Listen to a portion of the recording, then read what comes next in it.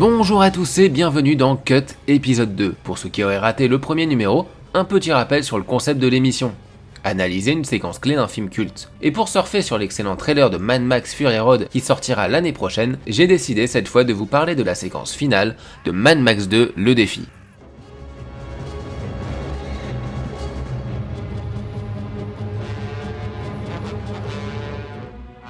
Donc comme toujours, avant de se centrer sur la séquence, revenons sur le film Mad Max 2 Le Défi, sorti chez nous le 11 août 1982, deuxième volet de la saga créée par George Miller après le succès de Mad Max dans le monde entier. On y retrouve Max qui erre dans un désert apocalyptique au volant de son Interceptor à la recherche d'essence. À la fin du film, Max passe un accord avec un groupe de survivants pour conduire un camion-citerne convoité par un groupe de pirates motorisés dirigé par Lord Humongus. S'ensuit une course-poursuite sur plus d'un quart d'heure où Max, aidé par un jeune garçon, doit faire face aux pirates. À la fin, Max crache le camion sur la voiture d'Humongus avant de terminer dans le sable, couché sur le côté.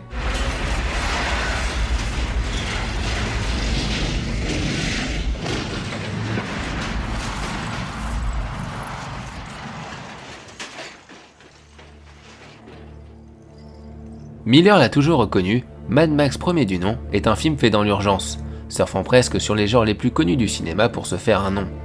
C'est après seulement avoir vécu le succès mondial du film que l'ancien médecin devenu cinéaste s'est posé la question d'une suite. Pour cela, l'homme vint s'inspirer des écrits de Joseph Campbell et de sa théorie du monomythe. Joseph Campbell, un homme dont vous avez sûrement à n'en pas douter entendu maintes fois le nom. À la fois professeur, écrivain, anthropologue, il a beaucoup œuvré sur l'analyse des mythes. Ses théories l'ont amené à écrire Le Héros aux 1000 visages, livre qui inspira évidemment George Lucas pour réaliser Star Wars. Il exprime l'idée d'un archétype du héros universel et dont on retrouve à la fois les caractéristiques mais aussi les mêmes épreuves dans la plupart des mythes connus de l'histoire. George Miller a écrit Mad Max 2 en se référant directement à ces épreuves, mais pour peu qu'on s'intéresse à sa filmographie, on retrouve plus ou moins certains traits du héros dans la plupart de ses films. Que ce soit Mad Max 2, Mad Max 3 et le Dôme du Tonnerre, voire même le prochain qui s'inspire selon les premières infos du mythe des Furies, Max est toujours un personnage qui doit répondre à l'appel d'un voyage initiatique dans lequel il devra sacrifier son bien propre pour une communauté. On retrouve de manière plus ou moins métaphorique ces idées dans tous les personnages de Miller. Lorenzo dans Lorenzo Oil,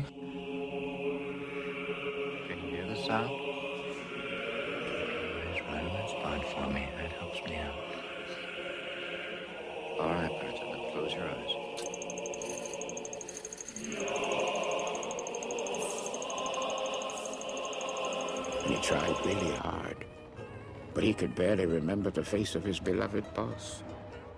Babe dans Babe 2, It had become just a comforting dream, an echo. évidemment Mumble dans Happy Feet 1 et 2. Okay, fellas, cut it out. Ces suites ont d'ailleurs toujours la possibilité pour Miller d'opposer une communauté face à son héros dont la légitimité est mise à l'épreuve. La course-poursuite finale de Mad Max 2 est plus ou moins le moyen de travailler et de conclure toute son histoire par de l'action pure. Les personnages secondaires sont ainsi exécutés au fur et à mesure, notamment la femme guerrière qui marquait un très léger début de relation avec Max. En la tuant dès le début de la séquence, Miller applique quasiment littéralement les principes fondateurs du héros campbellien, qui se retrouve au fur et à mesure, seul, face à son destin pour l'affrontement final avec Humongus, qui par bien des aspects représente la némésis de Max. On sait d'ailleurs qu'à l'origine, le personnage était censé être celui de Jim Mother Goose, l'équipier de Max brûlé dans le premier film. Certains indices ont d'ailleurs été laissés dans la version finale du film, dans cette optique. Mais peu importe, l'affrontement final opposant face à face les deux personnages évoque sans même en dire plus toute cette idée du héros face à son miroir déformant. On remarque aussi beaucoup d'emprunts au western. Ce n'est pas étonnant, parce que la course-poursuite a toujours été dès le début du cinéma un vrai temps fort du genre. Si vous prenez la chevauchée fantastique par exemple, on y remarque les mêmes types de personnages. Les Indiens sont remplacés par les pirates, la diligence par le camion. Max, c'est l'ultime cow-boy entre l'homme sans nom et John Wayne, qui doit vivre dans un monde redevenu sauvage.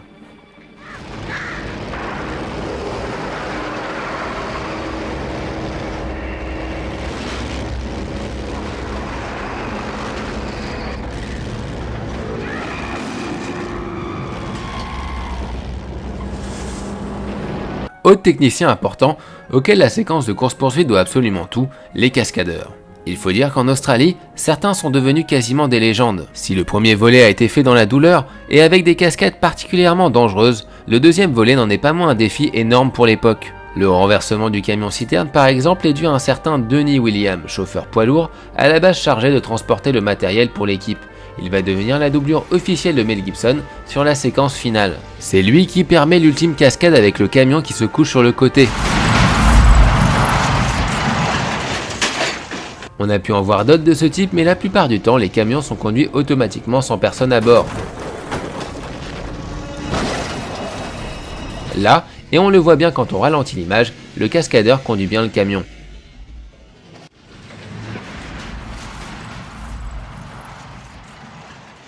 Pour l'anecdote, Denny Williams avait en prévention évité de manger durant toute la journée précédant le tournage, au cas où il aurait dû passer sur le bloc opératoire dans l'heure. Un autre de ces casse-cous qu'on pourra citer, c'est Guy Norris. C'est lui qui chute de la moto et se prend la voiture de plein fouet dans la fameuse séquence. La cascade est d'ailleurs un accident laissé tel quel dans le montage final, mais qui n'était à la base pas du tout prévu. C'est aussi ça qui fait la force des cascades, parfois c'est elle qui change l'histoire et dirige l'action.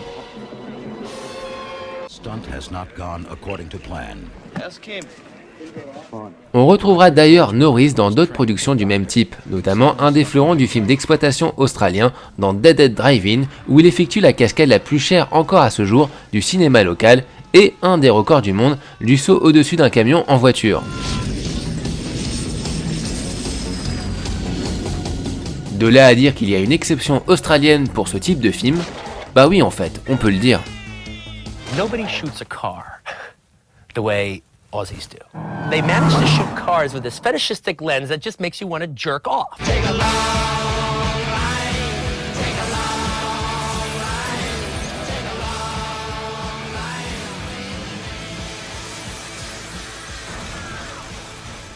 C'est vrai, il y a quelque chose de plus dans la mise en scène de la poursuite de Mad Max 2.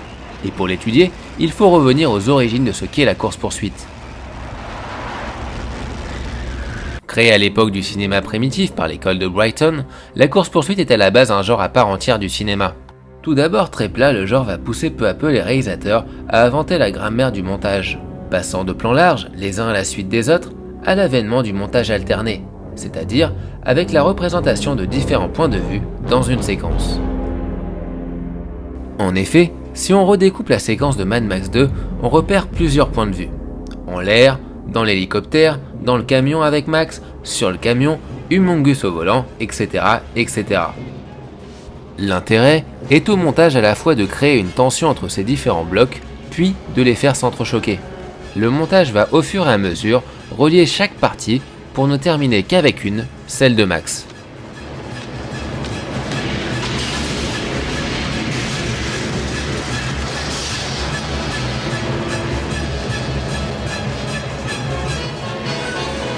Dans le cinéma d'action, on a d'ailleurs toujours essayé de respecter ce schéma. Si on met de côté les mises en place dans des films plus auteurs comme dans Drive ou La Nuit nous appartient, qui tentent justement de contrecarrer cette règle, on remarque que c'est l'alternance de points de vue qui donne le rythme au film et permet de gérer les différents moments de tension. C'est aussi pour cela qu'on y recherche toujours le point de vue subjectif le plus réaliste possible, celui qui nous place au plus près dans la voiture. Chaque séquence de course-poursuite tente en effet de mesurer l'impact et l'attente du spectateur avant l'accident. Dans Mad Max 2, le rythme est assez lent, chaque plan dure assez longtemps, histoire de bien mettre en place chaque véhicule et personnage. Puis vient le point d'accélération. Tout à coup, les plans durent 2 fois moins de temps, s'accélèrent même, avant de marquer l'impact. C'est un peu comme un jeu, si vous regardez la séquence en faisant attention à cela, vous verrez que Miller passe son temps à jouer avec le tempo des plans, avant de nous montrer le résultat final du choc dans un plan plus iconique ou un plan censé représenter la réaction du spectateur.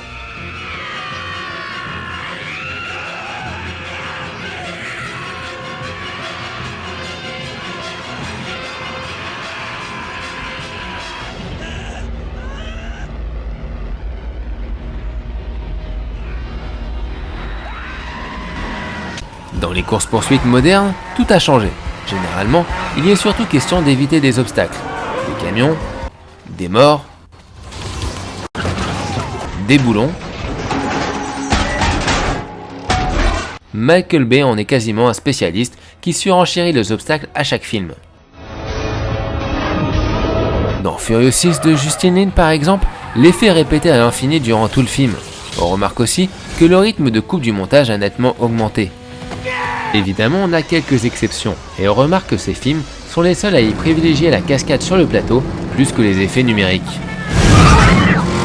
Dans Furious 6, encore, le seul plan qui dure plus de 20 secondes est un plan à effets spéciaux. Toutes les cascades réelles sont noyées dans les plans rapides qui font la base de la séquence. C'est triste, car évidemment personne n'aura la sensation prise par un plan comme celui-ci réalisé en CGI. C'est en soi quasiment l'inverse du procédé classique d'une scène d'action au cinéma, qui se terminait toujours par des plans plus longs et plus iconiques, censés mettre en valeur la cascade phare du métrage.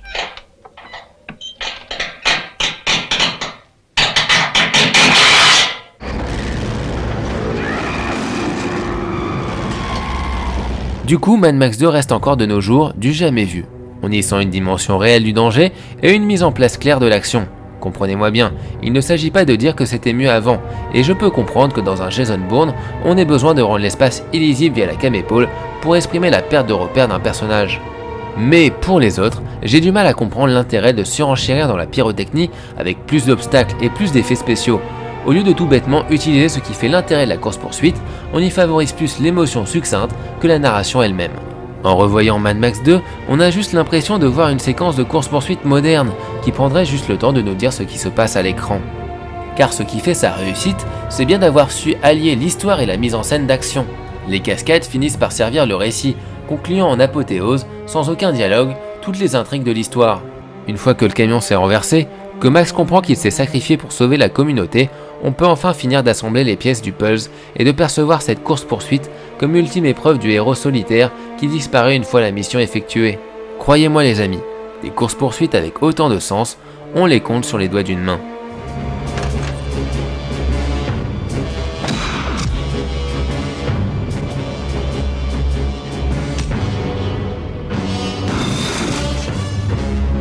Voilà, en tout cas, j'espère que vous avez apprécié l'émission. N'hésitez pas à réagir en donnant votre avis sur le format. Faites partager la vidéo sur Facebook, YouTube, Vimeo si vous aimez. Et on se retrouve très bientôt pour un nouveau numéro de Cut si l'apocalypse n'est pas arrivé d'ici là. Vous cherchez à vous en aller. Adressez-vous à moi.